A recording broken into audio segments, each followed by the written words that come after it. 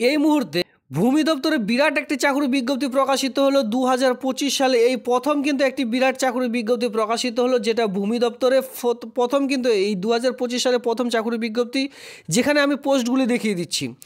এখানে দেখতে পাচ্ছেন অ্যাডিশনাল এলএও, অ্যাসিস্ট্যান্ট এলএও, এর সঙ্গে দেখতে পাচ্ছেন যে সার্ভেয়র পোস্ট রয়েছে, এসআর সার্ভেয়র ম্যানেজার পোস্ট রয়েছে, ডেটা এন্ট্রি অপারেটর পোস্ট দেখতে পারবেন, ক্লিয়ারিক্যাল স্টাফ দেখতে পারবেন, চেইন ম্যান দেখতে পারবেন, প্রসেস সার্ভার বা পিয়ন পোস্ট এখানে কিন্তু দেখতে পারবেন 8 পাস শিক্ষাগত যোগ্যতায়। অল ওভার ওয়েস্ট বেঙ্গল জুড়ে এখানে কিন্তু আবেদন করা যাবে, যেখানে কিন্তু বলে রাখছি মেল ফিমেল সকলে আবেদনটি করে নিতে পারবেন। তবে একটাই সমস্যা, সেটা হচ্ছে অফলাইনে একটু আবেদনটি করে কষ্ট করে আপনাদের বাই পোস্ট কুরিয়ারের মাধ্যমে ফর্মটি জমা করতে হবে। কোথায় জমা করবেন, কি করে জমা করবেন, সমস্ত রকম থাকছে আজকের একটি ভিডিওর মাধ্যমে। তো হ্যালো বন্ধুরা, আপনারা দেখছেন আপনাদের প্রিয় কেবি বাংলা। কেবি বাংলার পক্ষ থেকে আপনাদের সকলকে স্বাগত। নিত্য নতুন ভিডিওর সঙ্গে আজকের যে মেন টপিক থাকছে সেটা কিন্তু ইতিমধ্যে আপনাদের এলাকার মধ্যে যে ভূমি দপ্তর রয়েছে, ল্যান্ড রিফর্ম অফিসে, সেই সকল অফিসে কিন্তু এই মুহূর্তে চাকরি বিজ্ঞপ্তি প্রকাশিত হয়েছে। একসঙ্গে এখানে কিন্তু পয়েন্ট ভুল রয়েছে, একসঙ্গে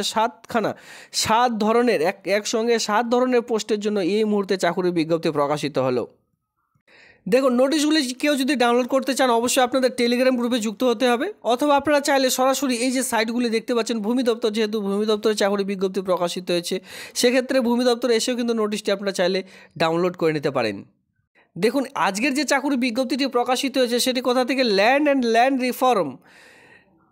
এখানে দেখতে পাচ্ছি রিলিফ অ্যান্ড রেজিস্ট্রেশন যে ডিপার্টমেন্ট রয়েছে, সেই ভূমি এবং ভূমি সংস্কার, উদ্ধত ত্রাণ ও পুনর্বাস দপ্তরের পক্ষ থেকে চাকরি বিজ্ঞপ্তি প্রকাশিত হয়েছে, যেটা কিন্তু ওয়েস্ট বেঙ্গলের মধ্যেই কাজটি পেয়ে যাচ্ছেন, ওয়েস্ট বেঙ্গলের মধ্যেই। এখানে বলে রাখি, এখানে কিন্তু রিটায়ার পার্সনদের জন্য জায়গা রয়েছে, আর যারা একেবারে ফ্রেশ, কোনোরূপ এর আগে চাকরি করতেন না, জাস্ট আপনাদের কোয়ালিফিকেশন রয়েছে, কোনো জায়গায় কাজ করবার অভিজ্ঞতা নেই, মানে এক কথায় যেটা বলা হয় ফ্রেশ ক্যান্ডিডেটের জন্য এখানে শূন্যপদ রাখা রয়েছে। এটা খুবই একটি প্লাস পয়েন্ট। রিটায়ার পার্সনদের জন্য জায়গা রয়েছে, যারা ফ্রেশ ক্যান্ডিডেটরা রয়েছেন বিশেষ করে তাদের জন্য এখানে শূন্যপদ রাখা রয়েছে। তবে একটাই সমস্যা, সেটা হচ্ছে যেটা বলে দিলাম, অফলাইনের মাধ্যমে আবেদনটি করতে হচ্ছে। আর বিশেষ করে এই ল্যান্ড ডিপার্টমেন্টের যে কোনো চাকরি বিজ্ঞপ্তি বেশিরভাগই কিন্তু দেখতে পারবেন যে অফলাইনের মাধ্যমেই সম্পূর্ণ করা হয়ে থাকে। এটি কিন্তু 2024 সালে নিয়োগ হয়েছিল, এবার সরাসরি 2025 সাল, একেবারে নতুন বছরে আবারও কিন্তু এই 2025 সালে এই চাকরি বিজ্ঞপ্তি এই প্রথমবার কিন্তু প্রকাশিত হলো। তো চলো আমি আপনাদের দেখিয়ে দিচ্ছি কোন জেলায় কীভাবে আবেদনটি করবেন। বাইরের জেলা থেকেও আবেদন করা যাবে, তবে মাথায় রাখবেন আপনারা চাইলে নিজ জেলার মধ্যে কিন্তু এই সকল পোস্ট দেখতে পারবেন, কারণ কি 2025 সালে এখনও পর্যন্ত এই সকল post all over West Bengal প্রত্যেকটি জেলায় কিন্তু প্রকাশিত হয়নি। অবশ্যই আপনার জেলার নাম ভিডিওটির নিচে কমেন্ট সেকশনে অবশ্যই কমেন্ট করে জানাবেন। দেখুন, নোটিশটি ডাউনলোড করার জন্য এখানে নিচের দিকে আসলে এখানে আপনারা দেখতেই পাচ্ছেন যে আপনাদের বিভিন্ন ধরনের অপশন রয়েছে। ক্যারিয়ার অপশনে কিন্তু আপনারা এখানে পেয়ে যাচ্ছেন এই সকল চাকরি বিজ্ঞপ্তি, মানে বিশেষ করে ল্যান্ড ডিপার্টমেন্টের যে কোনো চাকরি বিজ্ঞপ্তি দেখবার জন্য কিন্তু এই 3 ডট লাইনে সবার প্রথমে ক্লিক করবেন। এরপরে দেখতে পাচ্ছেন ক্যারিয়ার বলে একটি অপশন অলরেডি রাখা রয়েছে, সেই সকল জায়গা থেকে নোটিশটি ডাউনলোড করতে পারবেন। এর সঙ্গে বলে রাখি, যদি নোটিশটি কেউ ডাউনলোড করতে পারছেন অবশ্যই টেলিগ্রাম গ্রুপ ভিজিট করুন, অথবা ডিসক্রিপশন বক্স ভিজিট করুন, সেখান থেকেও কিন্তু আপনারা লিঙ্কগুলি পেয়ে যাবেন। এবার বলি, এই ফর্মটি আপনাদের কোথায় জমা করতে হবে। আপনারা সকলে জানেন যে গ্রাম পঞ্চায়েত ভিত্তিক যে কোনো চাকরি বিজ্ঞপ্তি কোথায় জমা দিতে হয়, বিডিও অফিসে। আর গ্রাম পঞ্চায়েতের হেড অফিস বলাই চলে যে বিডিও অফিস হচ্ছে 1 নম্বর মাথা, ঠিক আছে। আর এইরকমই কিন্তু এই ল্যান্ড ডিপার্টমেন্টের যে হেড অফিস রয়েছে সেটা কিন্তু to the district magistrate, DM office, ঠিক আছে, ডিস্ট্রিক্ট ম্যাজিস্ট্রেট, সেই অফিস থেকে কিন্তু এই সকল নিয়ন্ত্রণ করা হয়ে থাকে। তো সেক্ষেত্রে দেখুন, এখানে date of submission of the application, যেহেতু অফলাইনের ফর্ম, সেক্ষেত্রে এখানে কিন্তু কোথাও লেখা নেই date of the online submission of the application, ঠিক আছে। তো সেক্ষেত্রে বলা হয়েছে the last date of submission of application, এই আবেদনটির লাস্ট ডেট রয়েছে 8/5/2025। সামনে মাসের 8 তারিখ পর্যন্ত যে আবেদন সেটি কিন্তু করা যাবে, তবে অবশ্যই মাথায় রাখবেন সোম থেকে শুক্রবারের মধ্যে কিন্তু ফর্মটি ফিল আপ করবেন, মানে জমা করতে যাবেন। আর যদি ধরুন সেই দিন শনিবার রয়েছে অথবা সোম থেকে শুক্রবারের মধ্যে যে কোনো একদিন যাচ্ছেন, সেদিন কিন্তু অফিসিয়ালি ছুটি থাকলে সেদিনও কিন্তু আপনার যে ফর্ম সেটা কিন্তু জমা নেওয়ার কাজ একেবারে বন্ধ থাকবে। ধরুন 8 তারিখে রবিবার পড়েছে, তো সেক্ষেত্রে কিন্তু মাথায় রাখবেন সেদিন কিন্তু আর ফর্ম জমা নেওয়ার কাজ চলবে না।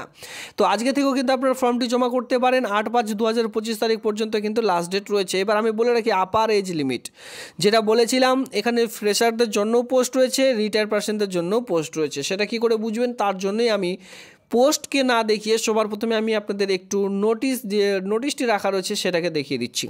দেখুন, ফর দ্য রিটায়ারমেন্ট এমপ্লয়ি যারা বিশেষ করে রয়েছেন, ধরুন আপনারা চাকরি করতেন, রিটায়ার প্রাপ্ত হয়ে বাড়িতে বসে রয়েছেন আর আপনার এজ কিন্তু 60 ইয়ার্সের মধ্যে অথবা 64 ইয়ার্সের মধ্যে, তাহলেই এখানে আবেদন করা যাবে আর বয়স ধরা হবে 1/4/2025 অনুযায়ী। এবার এই পোস্টগুলিতে কিন্তু ফ্রেশার ক্যান্ডিডেটরা আবেদন করতে পারবেন। এবার ফ্রেশারদের জন্য বিশেষ করে যারা একেবারে নতুন কোনো দপ্তরে কাজ করার অভিজ্ঞতা নেই, শুধুমাত্র কোয়ালিফিকেশন করে বাড়িতে বসে রয়েছেন, সেক্ষেত্রে আপনাদের বয়স হতে হবে 21 থেকে 40-এর মধ্যে, তাহলে এই আবেদনটি করতে পারবেন। 1/4/2025 আপনাদের যে বয়স সেটা কিন্তু এখানে ধরা হচ্ছে। মাথায় রাখবেন, যাদের বয়স 18+ ফ্রেশার ক্যান্ডিডেটের কথা বলছি তারা কিন্তু এখানে আবেদন করতে পারবেন না। 21 থেকে 40-এর মধ্যে আপনাদের বয়স হতে হবে এই আবেদনটি করবার জন্য। কোথায় ঠিকানায়, কোন ঠিকানায় পাঠাবেন সেটাও দেখাবো। তার আগে দেখুন, এখানে বলা আছে application for the selection the contractual post of, এই যে পোস্টগুলো রয়েছে প্রত্যেকটি কিন্তু কন্ট্রাকচুয়াল ভিত্তিক হিসেবে।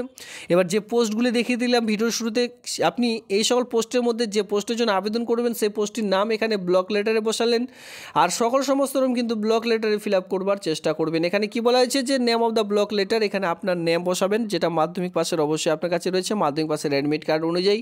পরবর্তীতে বলা আছে ফাদার্স অথবা হাজব্যান্ড নেম, যেহেতু বিবাহিত মহিলারা আবেদন করতে পারবেন সেক্ষেত্রে স্বামীর নাম অথবা চাইলে বাবার নামও কিন্তু বসাতে পারবেন।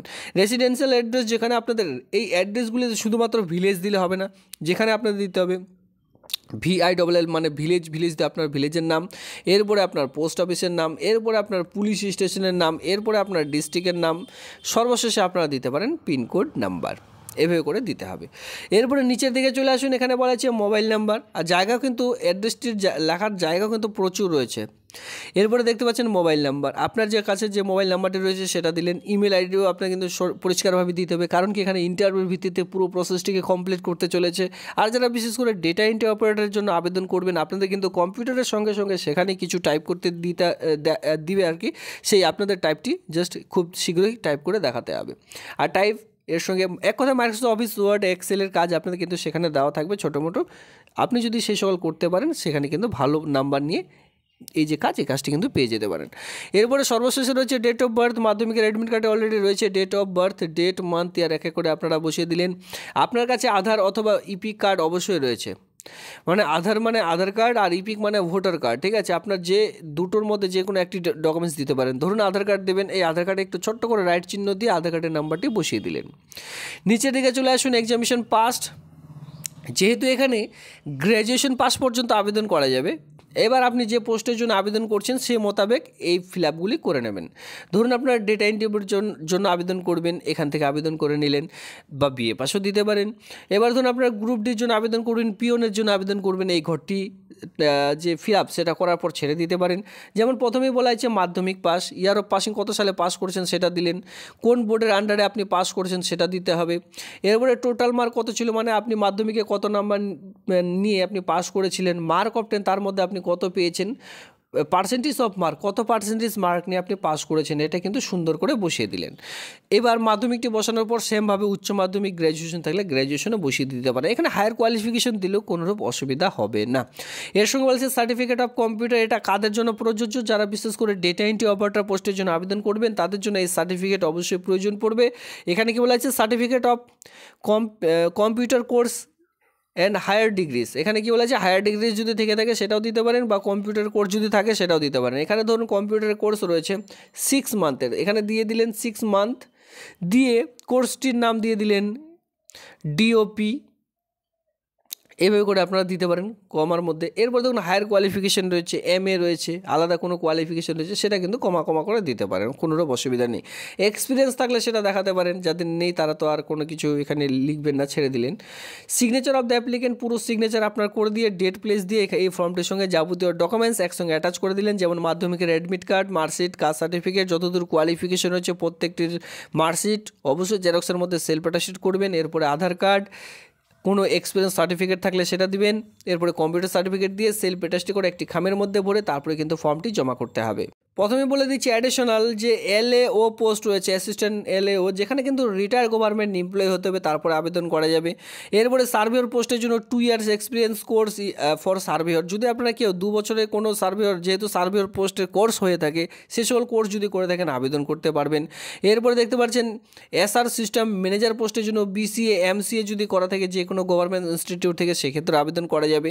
ডেটা এন্ট্রি অপারেটর পোস্টের জন্য ডিপ্লোমা বা certificate in computer application from in recognized institute থেকে যদি ডিপ্লোমা সার্টিফিকেট থেকে থাকে, সেক্ষেত্রে আবেদন করতে পারবেন। এখানে কোয়ালিফিকেশন উল্লেখের থেকে এখানে বলা হয়েছে যে ডিপ্লোমা কোর্স যে সার্টিফিকেট, সেটা কিন্তু আপনাদের প্রয়োজন পড়বে ইন কম্পিউটারের যদি কোনো ডিপ্লোমা সার্টিফিকেট আপনার কাছে রয়েছে, সেক্ষেত্রে আবেদনটি করতে পারবেন। ক্লিয়ারিক্যাল স্টাফ, যারা বিশেষ করে ক্লার্ক পোস্টের জন্য চাকরি খুঁজছেন, দেখুন রিটায়ার গভর্নমেন্ট এমপ্লয়ি হতে হবে, ওয়ার্কিং এক্সপিরিয়েন্স এস, আপনাদের কিন্তু কাজের অভিজ্ঞতা এখানে দেখাতেই হবে। কিছু কিছু পোস্ট রয়েছে যারা ফ্রেশার ক্যান্ডিডেটরা আবেদন করতে পারবেন, যেমন ডেটা এন্ট্রি অপারেটর। ক্লিয়ারিক্যাল পোস্টের জন্য কিন্তু এখানে আবেদন করতে পারবেন না। ক্লিয়ারিক্যাল পোস্টের জন্য এখানে খুব ভালোভাবে বলা হয়েছে রিটায়ার গভর্নমেন্ট এমপ্লয়ি হতে হবে, উইথ এর সঙ্গে ওয়ার্কিং এক্সপিরিয়েন্স থাকতে হবে, কাজেরও অভিজ্ঞতা থাকতে হবে। কী নিয়ে? SHC বা HC, হেড ক্লার্ক, ঠিক আছে।